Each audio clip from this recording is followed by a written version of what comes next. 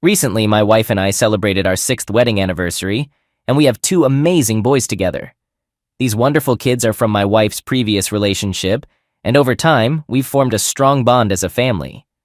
Our weekends are full of happiness as we do fun things with the boys, like going to the movies and having dinners as a group.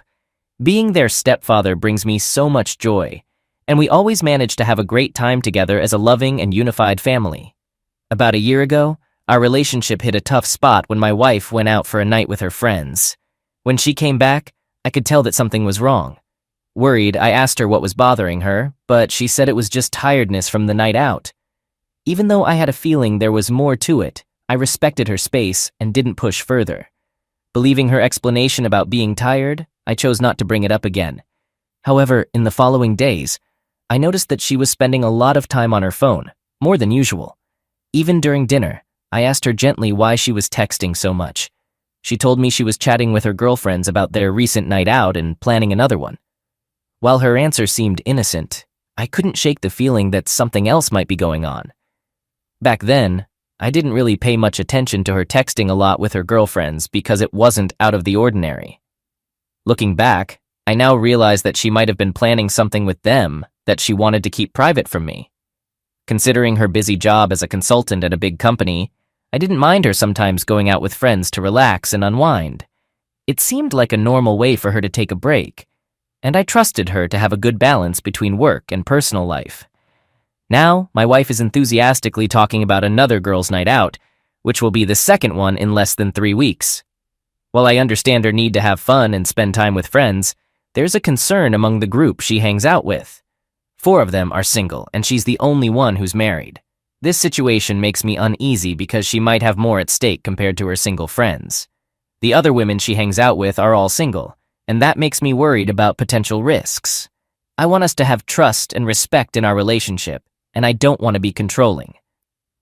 The second girls' night happened, and afterward, I talked to her about my concerns in a gentle way. I stressed the importance of being careful and making sure that her single friends wouldn't influence her decisions about our marriage without her realizing it. Open communication and understanding are really important, and I want to be there for her while also making sure our commitment is protected. She looked confused when I told her about my worries, but she didn't say anything, seeming like she needed guidance. After work, I decided to visit my parents' house. I talked to my mom about how my wife keeps having these girls' night out gatherings, and I shared my concerns. I told my mom that all the women she hangs out with are single, and it worries me because they don't have the same responsibilities and commitments that my wife does. My mom listened to what I had to say and then told me, "I don't think there's anything wrong with girls' night out in general, but I understand why you're worried about her being the only married one in a group of single friends." My dad chimed in and said, "If I were in your position, I would speak up and let her know there should be some limits."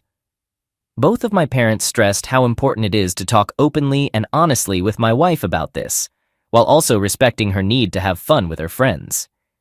They advised me to communicate my feelings and boundaries effectively so we can find a solution that works for both of us. My dad also pointed out that her going out so much without you is a big issue. Then my mom added that in their 40 years of marriage, she had only gone to 3 girls' night out events. She made a point that her girlfriends were married too, and they always made sure to be home by 11 p.m.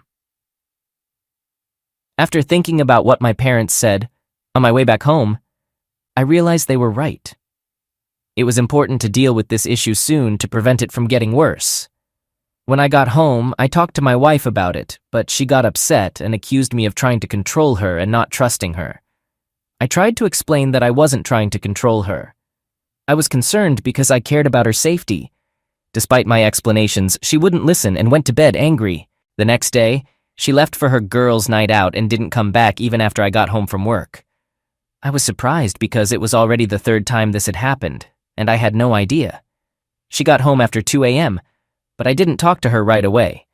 Instead, I stayed quiet and acted like I was asleep when she came into the bedroom. As I lay there, I realized I needed to understand why she was putting her outings with friends above spending time with our family.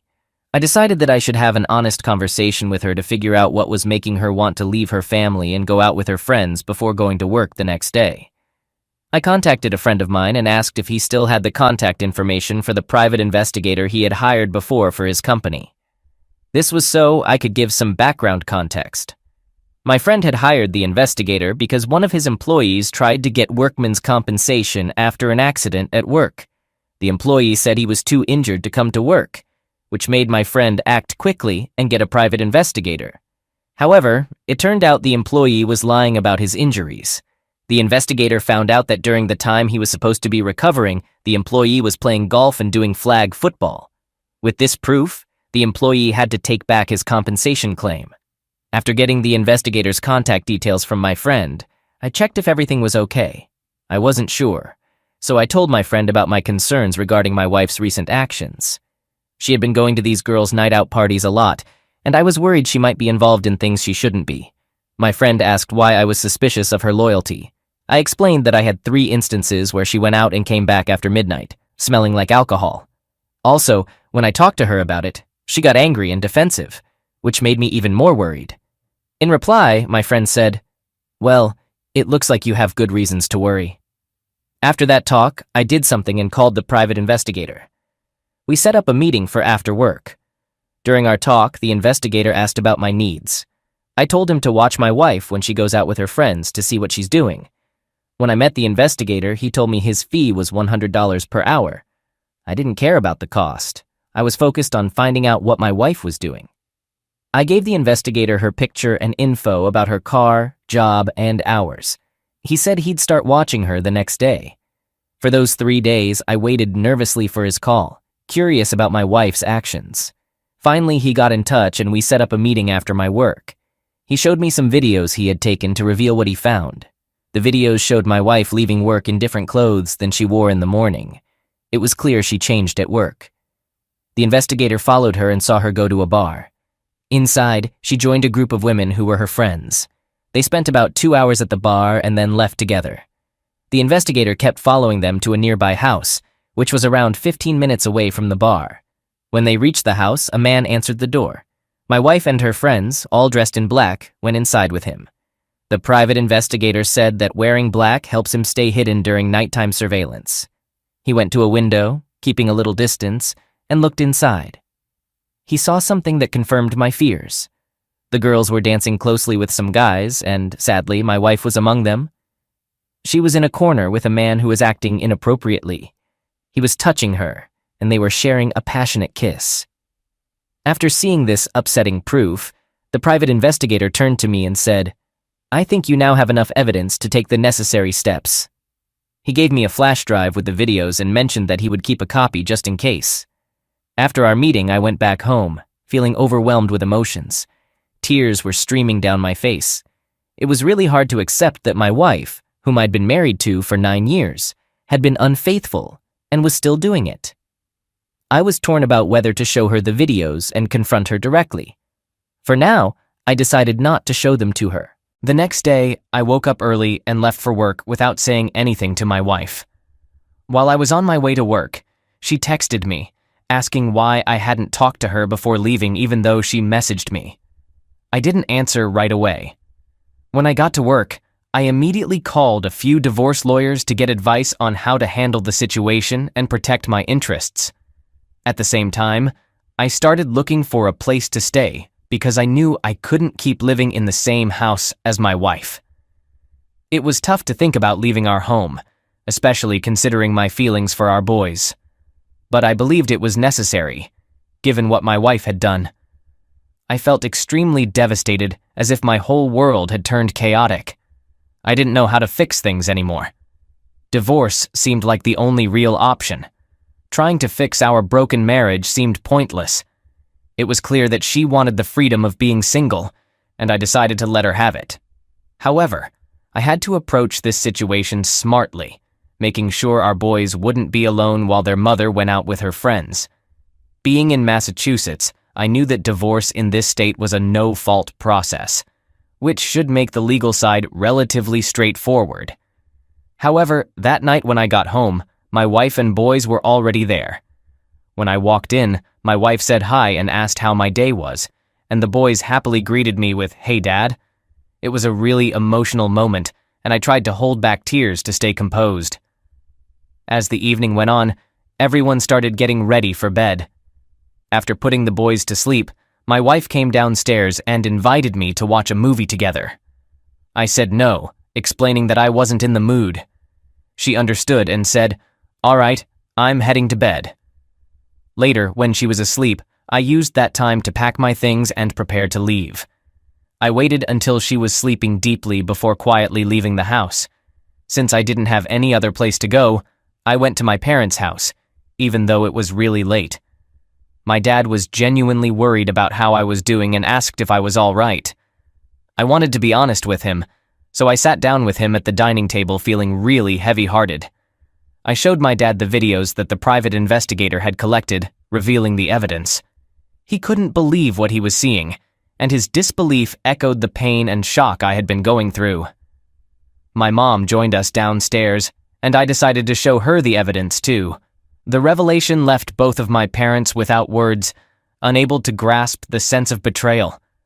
I gathered the courage to let them know that I had decided to leave and start the process of getting a divorce. While they seemed sad, they didn't try to talk me out of it.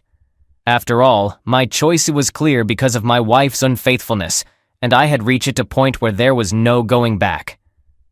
That night, I stayed at my parents' house to find comfort in their support during this tough time.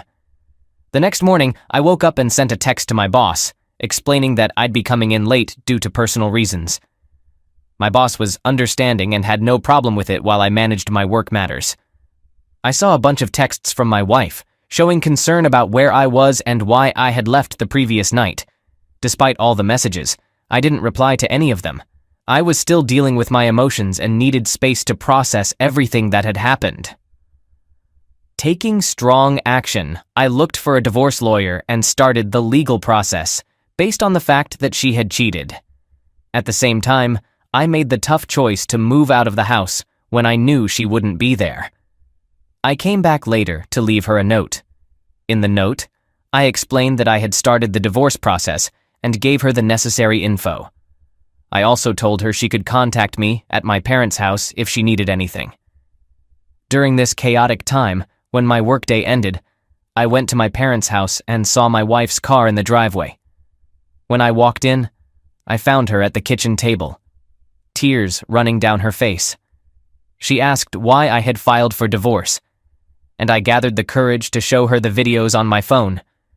While I played the evidence, I calmly told her that I didn't deserve to be treated like this, and that her actions had shattered the trust between us. After a long and heartfelt talk, we both agreed that divorce was the best option.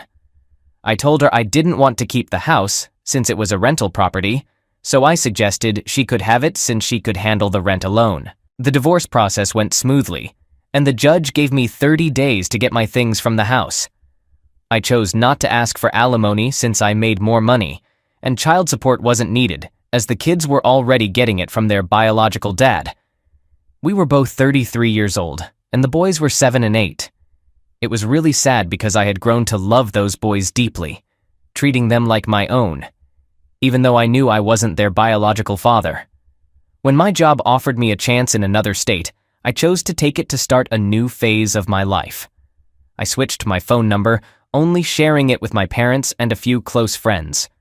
Starting on this new journey, I've built a whole new life for myself. Almost a year has gone by, and I'm doing really well. I've embraced dating again, and emotionally, I'm in a much better place. Moving and starting fresh has turned out to be a positive and transformative experience. My friends have told me that my ex-wife has been asking about me and even tried to connect on social media. However, I have no interest in reconnecting with her or going back to the past. I'm satisfied with the choice I made to move forward in my life, and I encourage anyone in a similar situation to do the same. Although I still have tough moments, I'm learning to handle them one day at a time. Taking each day as it comes is how I'm dealing with the challenges that come up from time to time. Thank you for sticking with the story until the end, and if you enjoyed it, please show support by liking and subscribing to our channel. Feel free to share your thoughts in the comments. About a month ago, I discovered that both of my kids were the results of affairs my soon-to-be ex-wife had. For some time now, I've had a feeling that neither of them were really mine. 6 years back, when my son was born, I was incredibly happy. I had married my best friend, we had a child together, and everything seemed fantastic. But things changed as he got older. After a couple of years, I began to doubt if he was truly my child. He didn't resemble me. As he continued to grow, I noticed more and more how different he looked from what I would expect my child to look like. I'm not one to be small-minded or overly suspicious, so I didn't let that alone bother me. But it was my unfaithful wife's behavior that really raised my concerns. Whenever she went out, her whereabouts didn't match what she told me. She had big gaps in her schedule that she couldn't explain, prevented me from meeting anyone from her workplace, and a close friend of hers accused her of flirting with her back then. The situation worsened as her lies started catching up with her shortly after our son was born. However, I still loved her, foolish as it may sound. Whenever her lies unraveled, she'd assure me of her love for me. She managed to make me believe that even though she was deceitful and manipulative, she wasn't the type of deceitful, manipulative person I thought. Last year, she became pregnant again, and a small glimmer of hope clung to me that the child might be mine. Yet, when her daughter was born, it was clear she was of mixed race. I refused to sign the birth certificate, and the paternity test I insisted on confirmed my long-held suspicions. Neither of them are my children. That day, I initiated divorce proceedings and walked away from the family I had built, knowing it would be devastating for her son to see me leave. Despite my worries, I did my absolute best to be a good father to him. I cherished him deeply and gave my all to be the dad he deserved. But now, when I see him, a sense of revulsion fills me. I'm repulsed by my unfaithful wife, disgusted with myself for not trusting my gut feeling, and sickened by the idea that the past 6 years of my life were in vain. I've been labeled a monster by several people for leaving my son like this. Since I moved out, my ex has attempted multiple times to manipulate me into returning. She has him call me at odd hours of the night, sobbing and pleading for his daddy to come back. On the day I left, she paraded him into the room while I was packing, trying to show me the harm I'm causing. Whenever he's mentioned in conversations, whether online or offline, I'm subjected to criticism and humiliation. Even though I'm not the biological father of the boy, I am still his dad. Unfortunately, what I've come to realize now is that most people don't care about my own emotions. My parents are the only ones supporting me through all of this, as my own siblings criticize me for leaving a child behind, labeling me as a terrible person.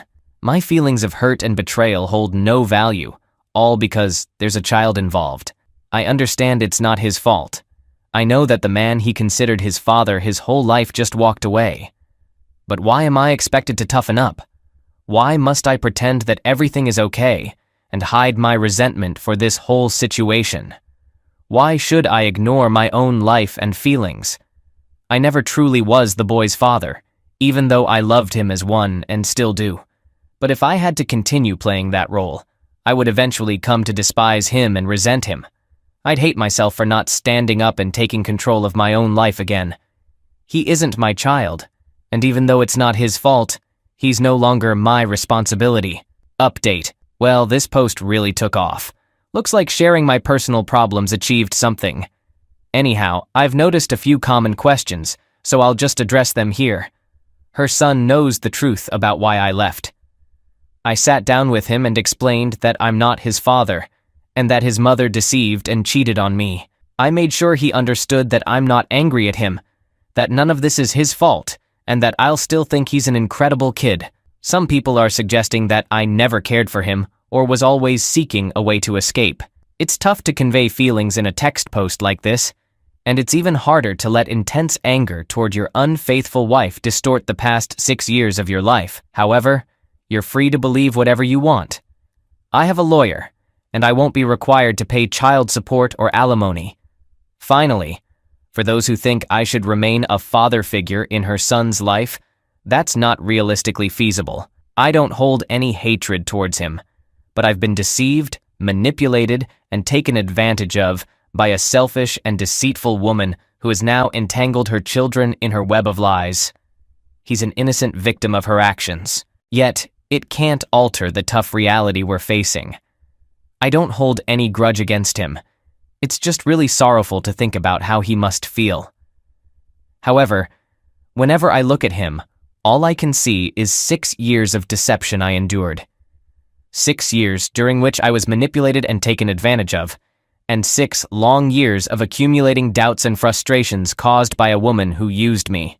I can't set aside my bitterness to try and be a part of his life, because the life I shared with him was nothing but a false front orchestrated by his mother. This is the tough truth I'm grappling with, and I honestly can't, in good conscience, subject myself or him to it any longer.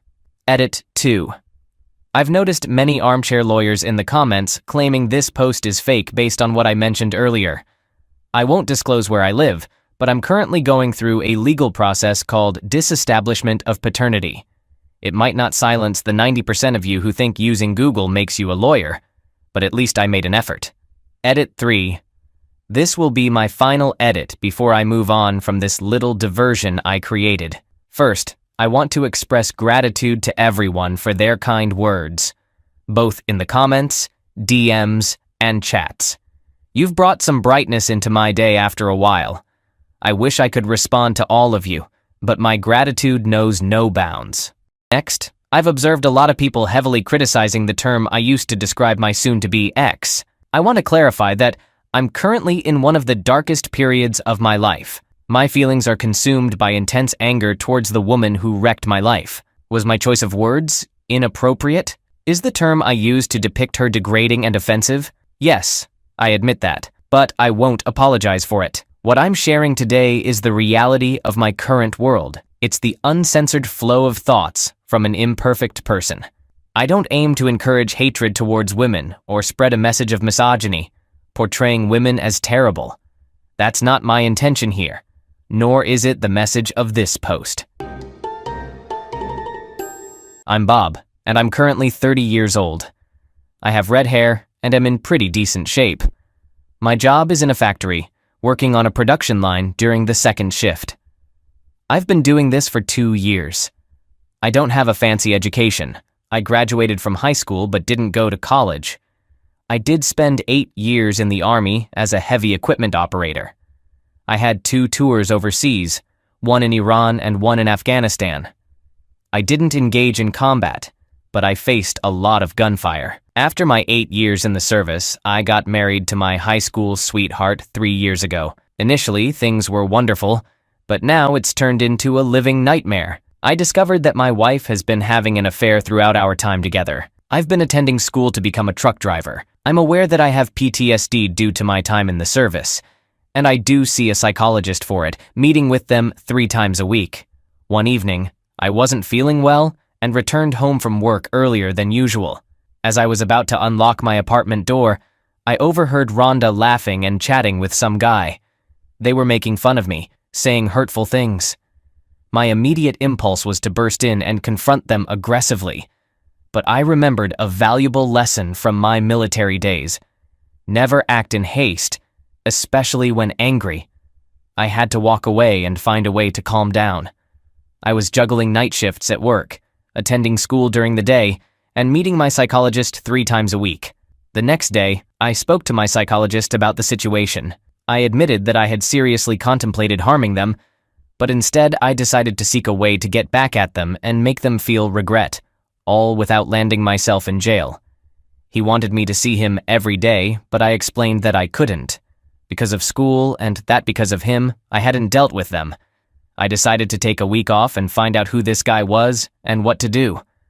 I bought 3 small spy cameras online that could record video and sound, activating when there was noise. Update 1. I kept an eye on my apartment to figure out who this guy was. He was coming over every night, which shows how foolish I was. I learned his name was John Rich. In the next 2 days, I got a new phone and a new phone number. Then, I found an apartment in the next town over. I went to my landlord's and canceled my lease for the end of the month. I went to my bank and changed my savings, checking, and credit cards. I canceled my auto and home insurance and got new insurance for myself at the new address. I contacted the utilities to change my account and to turn off the utilities at my old address by the end of the month. I talked to HR at my job to change my insurance to just cover me. Then, I talked to the plant manager. I explained my situation, and he was understanding, sharing that he had experienced something similar.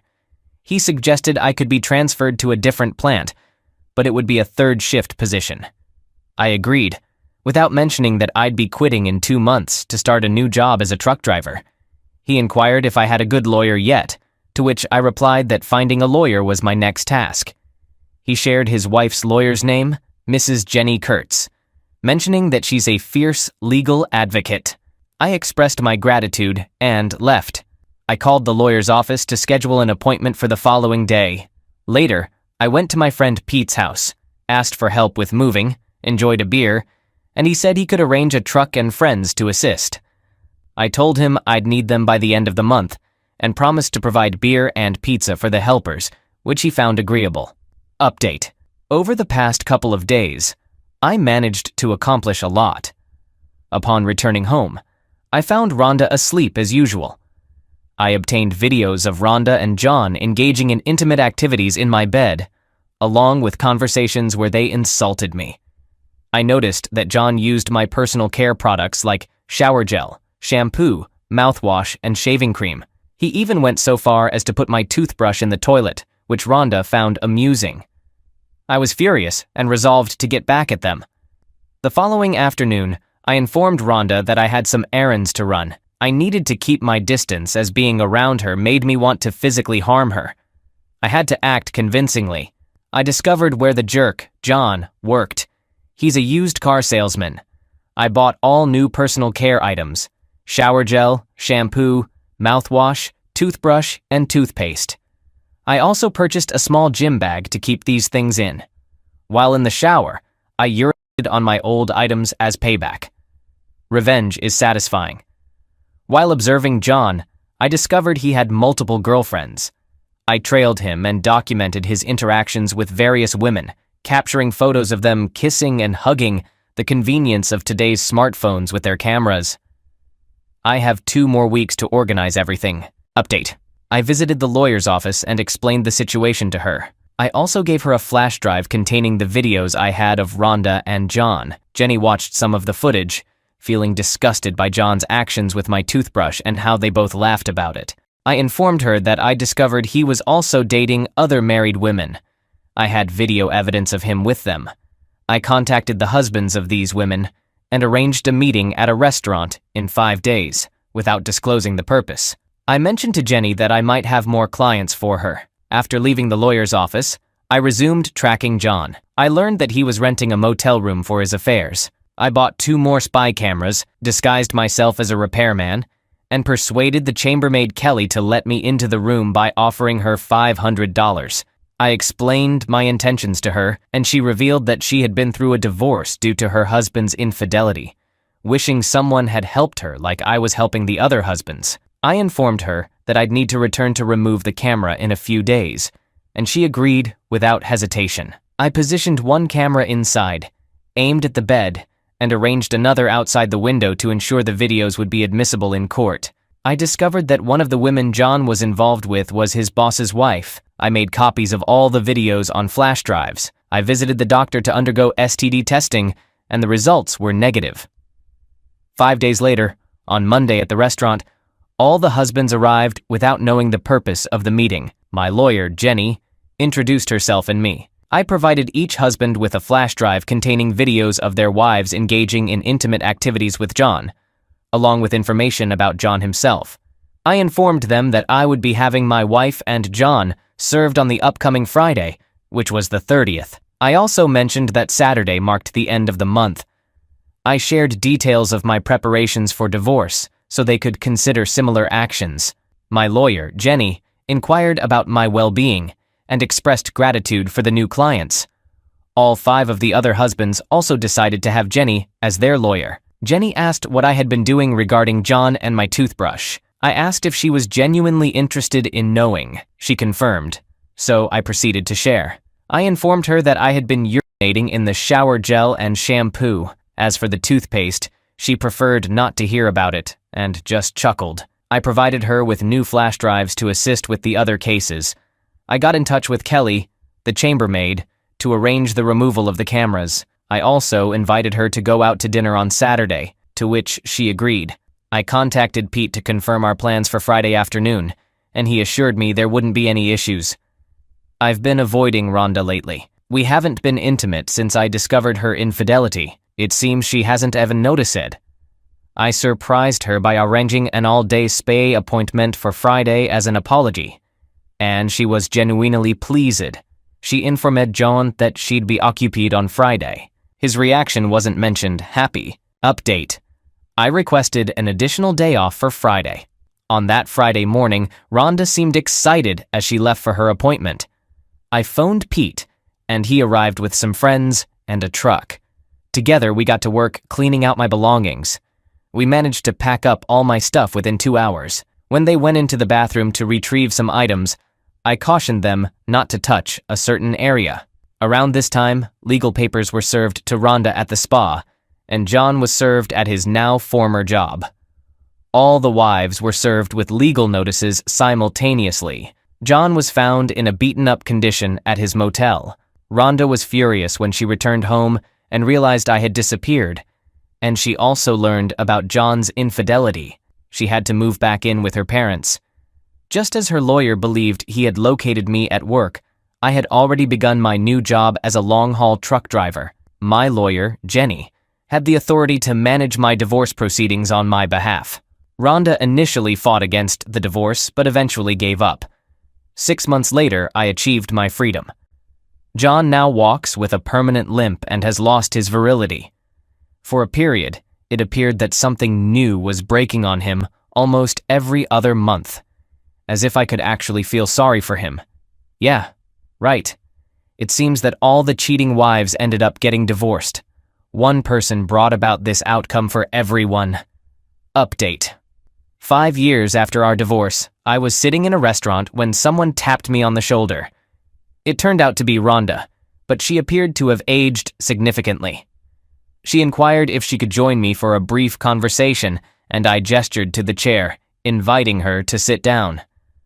Rhonda's eyes welled up with tears as she apologized sincerely for the pain she had caused me. I was truly surprised by her words. I assured her that I had forgiven her long ago. She explained that she had married me because she wanted to escape from her parents. I asked if she'd like to have a meal with me, and she agreed. I called the waitress over, and Rhonda placed her order. For the next 2 hours, we sat and talked. She informed me that she had gone back to school and become a nurse. In turn, I told her that I was still working as a long-haul truck driver, traveling across the country. Interestingly, whenever I stopped by in town, we would meet up and spend nights together in bed. This arrangement had evolved into a friends with benefits relationship.